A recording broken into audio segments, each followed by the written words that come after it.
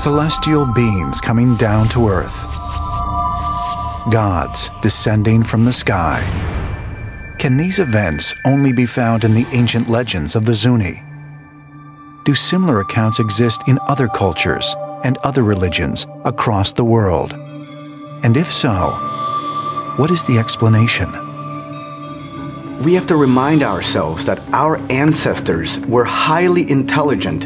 However, their technological frame of reference was different than our technological frame of reference. So they didn't have the vocabulary with which to describe or with which to name certain things that they saw. So what did they do? They used words that they were familiar with in their time, and so they tried to describe whatever they witnessed to the best of their abilities with their vocabulary.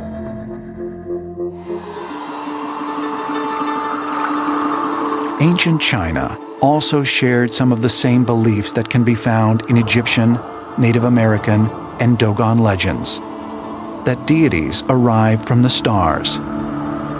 According to Chinese mythology dating back to 3000 BC, when the god named Wang Di was born, there was a radiance from the great star Qi.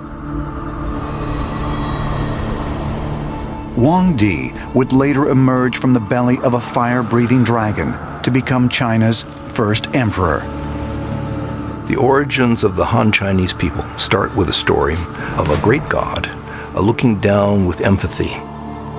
Here were people in poverty, in a beautiful, rich country, the landscape profound, but the people were suffering. He took pity and decided to come down.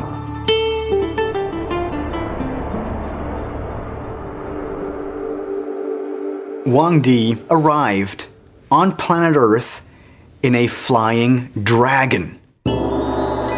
He had the power of flight. Wang Di could be anywhere within minutes, and he usually accomplished this by hopping on his dragon and flying somewhere.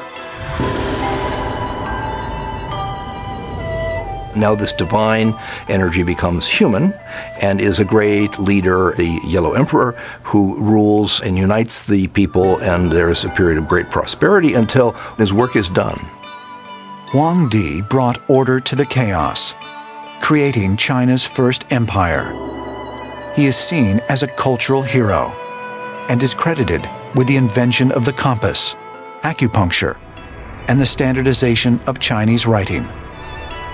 One of his greatest legacies is the Great Wall of China. When the land is prosperous, he decides it's time to go.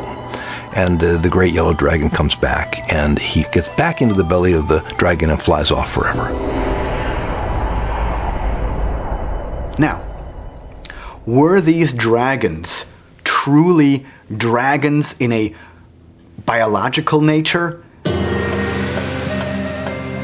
Or were they misinterpreted types of machines?